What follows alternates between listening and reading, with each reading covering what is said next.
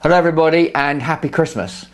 Well, the Fed have eventually announced that tapering is going to take place, and it's reducing its amount of quantitative easing from $85 billion a month to $75 billion a month. When this was talked about midsummer, the market sold off and bond yields rose as everybody thought interest rates was going up. And although bond yields have been going up recently, the equity market responded very positively to the announcement of the reduced QE. And the reason for that is the American economy is looking strong.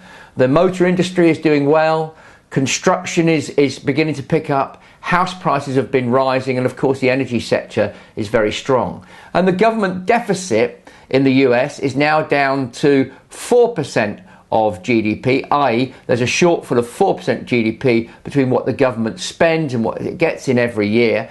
And that is getting to a point where if the nominal rate of GDP growth goes up by about the same figure, total US borrowing relative to GDP will start to come down. Now, markets have responded very positively to this, but it's going to be difficult to get anything like the same level of returns that our clients have enjoyed this year in 2014. And the reason is that corporate profits in the US are now very high relative to GDP at between 13 and 14%. That's about the highest level they've been for over 40 years.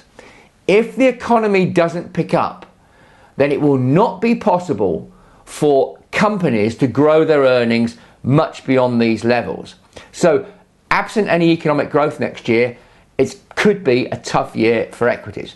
We think the US will do quite well, and we think equity returns will be okay, but they're not going to be as high as they have been over the last 12 months. Happy Christmas, everyone.